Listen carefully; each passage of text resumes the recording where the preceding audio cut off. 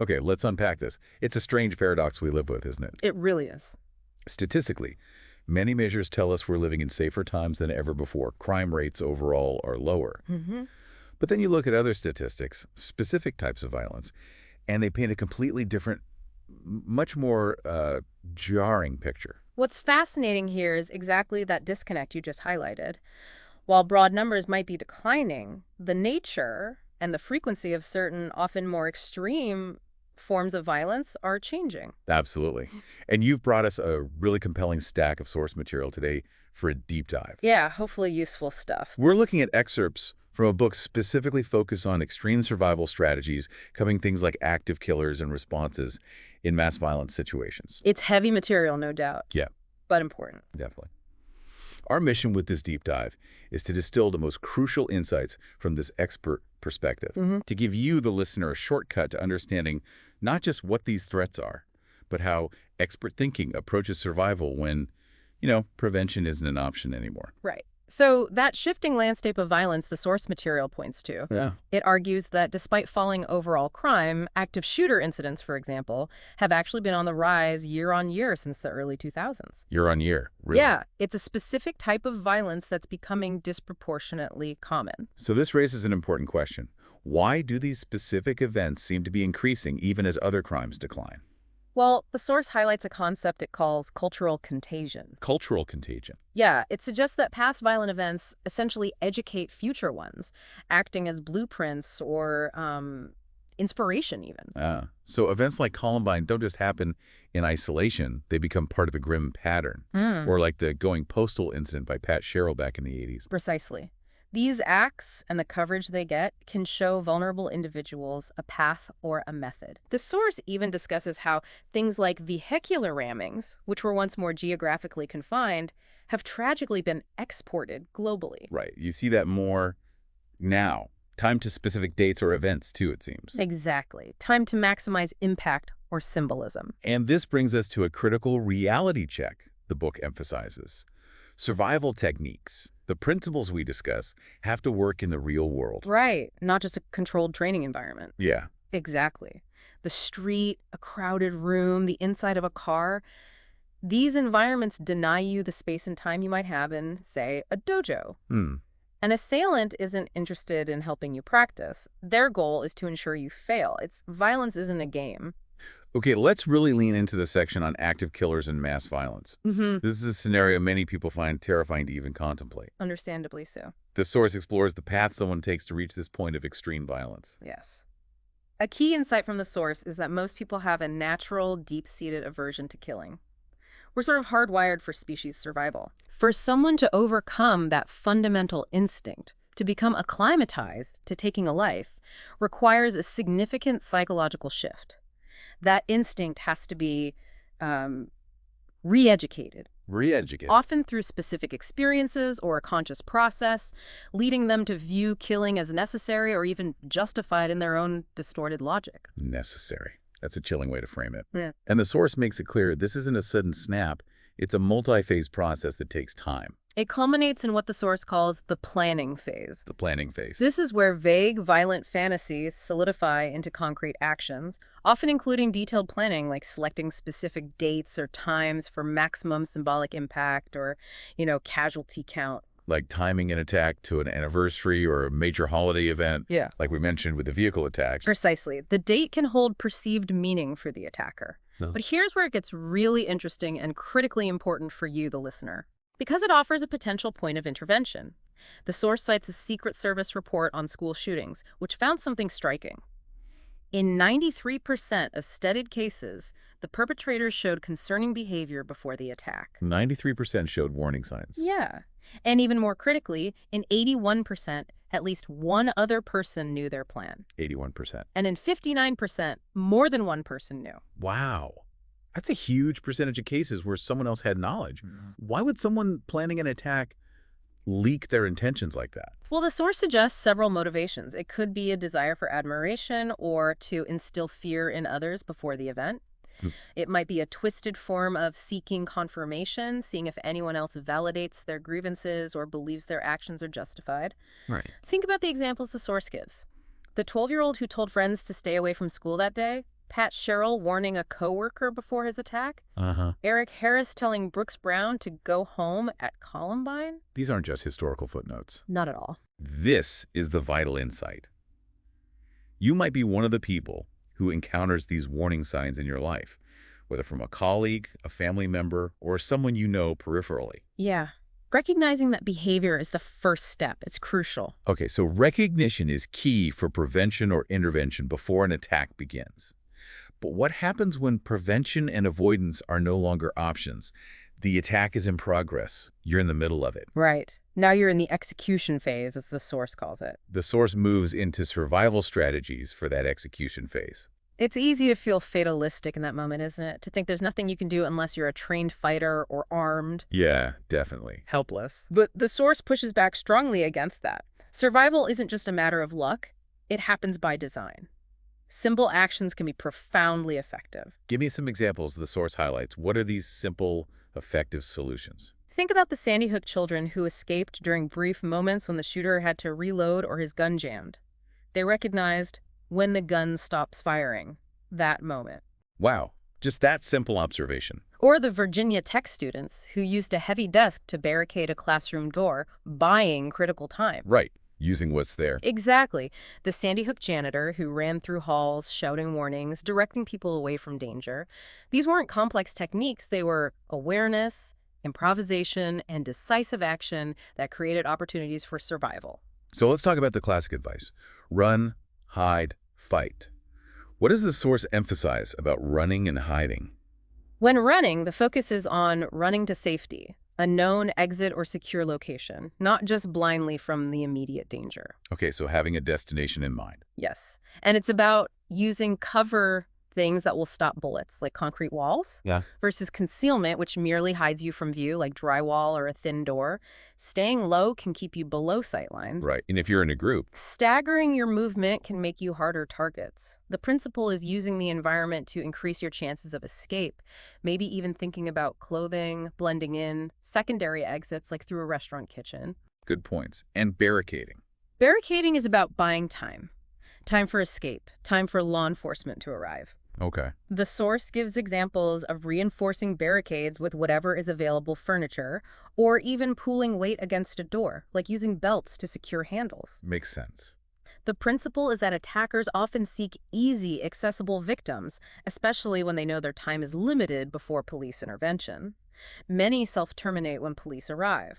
Delay helps. The source also offers a critique of traditional lockdown methods, particularly in schools. Yes. It argues that simply hiding under desks is often ineffective concealment in an environment where the attacker knows where people are likely to be. Right, they know the layout. And crucially, it runs counter to our fundamental survival instincts, fight or flight. The source stresses that in an active situation, you need to be prepared to take decisive action. Run, barricade, or, if necessary, fight. And speaking of fighting, the source introduces a counterintuitive tactic, swarming, moving towards the shooter. That feels fundamentally wrong. It does, instinctively, doesn't it? But it's a strategy that has evolved organically in places like Israel out of necessity. Okay. The principle is about denying the shooter the time and space they need to operate effectively. How so? The presence of multiple threats moving towards them from different directions can overwhelm their ability to process and react. It disrupts their OD loop, basically. Okay, overwhelm their processing. How does that work in principle? It's about disrupting their aim and focus. Staying low makes you a harder target. The goal for those closest is to get under the weapon, lifting it to disrupt their line of sight and balance. Get under the weapon. Then others overwhelm the attacker with sheer numbers and weight, driving them back, disrupting their ability to shoot accurately or deploy secondary weapons, attacking with hands, feet, whatever objects are available. And the effectiveness of swarming. Does it actually work? Well, the source highlights that it can limit casualties by putting immediate pressure on the attacker, ending the shooting sooner, and potentially allowing medics faster access to the injured. It mentions examples like the NYNY casino incident or the Maryville Baptist Church attack, where this type of action or variations of it played a role in stopping the threat. It also notes that recognizing an opportunity, like a reload or a weapon jam. Like the kids at Sandy Hook did. Yeah, exactly. That can be the critical moment to initiate this kind of tactic, citing the Jared Lee Loughner example where bystanders tackled him during a reload. It's clear the environment matters too. You mentioned that earlier. The source mentions how modern buildings with lots of glass might make barricading less effective. Right, which might increase the necessity of engagement strategies like swarming. Your environment dictates the viable responses. You have to adapt. Okay, let's shift gears slightly. We've focused heavily on active killers with firearms, but the source touches on other specific threats too.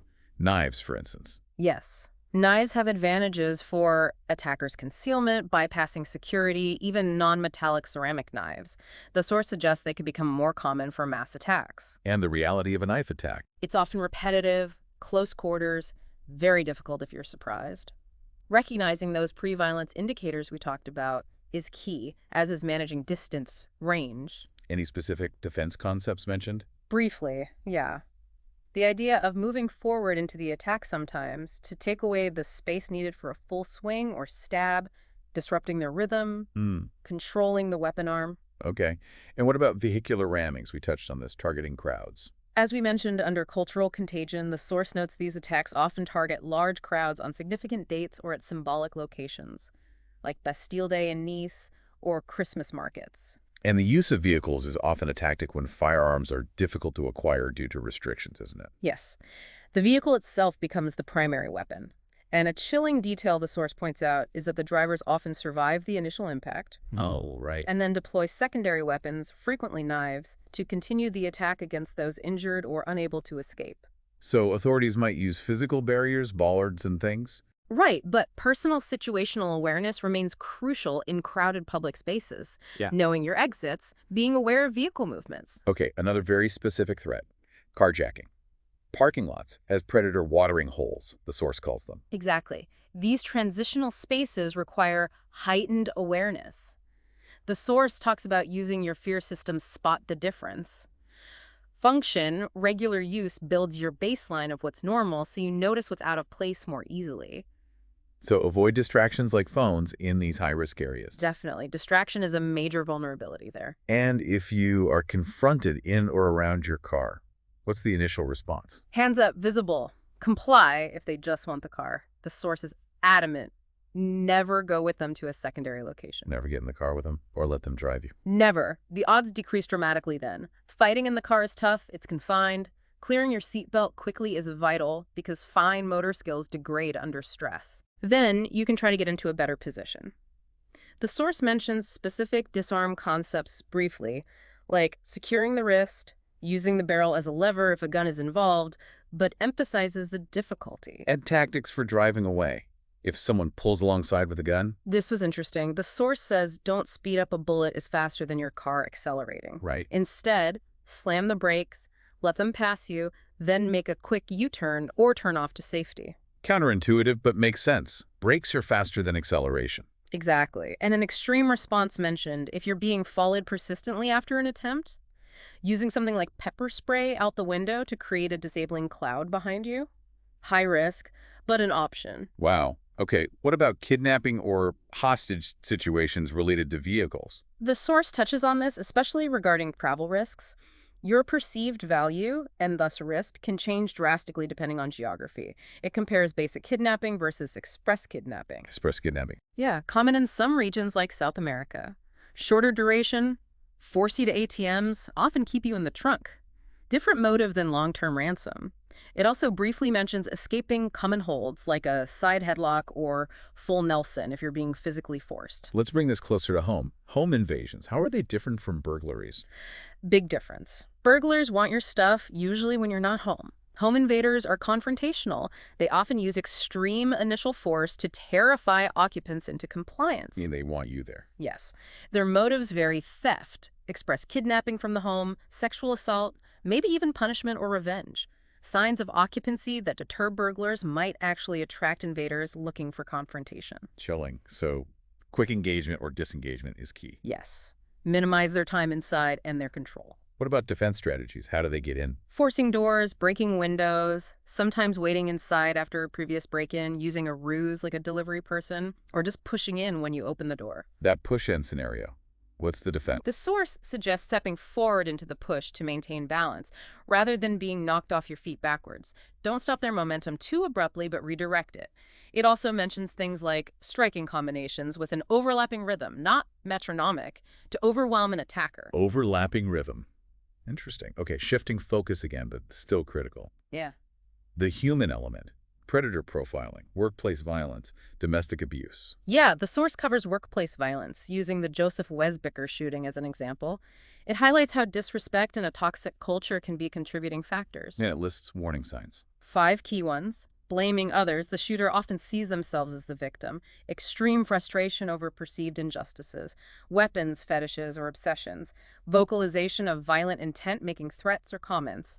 And signs of depression, anxiety, or other mental health struggles. And the point is not to ignore these. Absolutely not. Ignoring angry, disgruntled individuals can escalate things. The source reiterates. These events can happen anywhere, and you might have information that could prevent one. Remember the leak percentages. All right, comes back to that. What about stalking?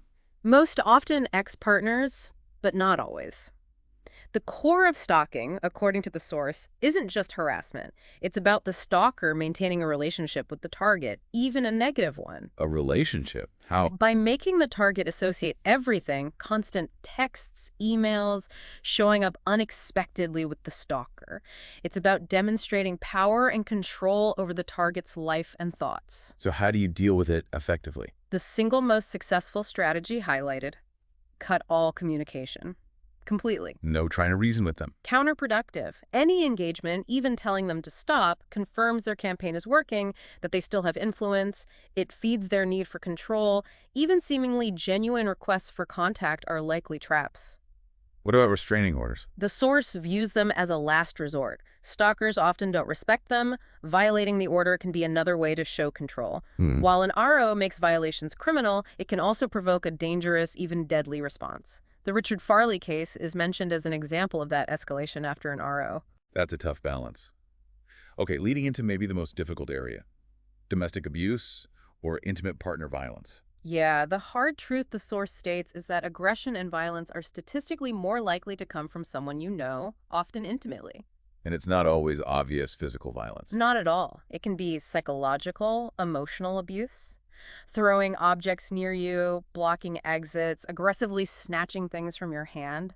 Look for the pattern. Abusers test boundaries, and the behavior often escalates over time. Recognizing abuse can be hard for the victim too, right? Definitely. Victims often don't admit it's happening, maybe feel sorry for the abuser, or even blame themselves due to trauma, shame, or guilt. What are some signs of emotional abuse? Attacking self-esteem, couching insults as helpful criticism or jokes, constantly discounting feelings, gaslighting. Even those seemingly minor physical acts like blocking doorways or snatching items show a pattern of control and intimidation. How does the source address escaping abuse? It briefly touches on instinctual responses, like clearing a choke.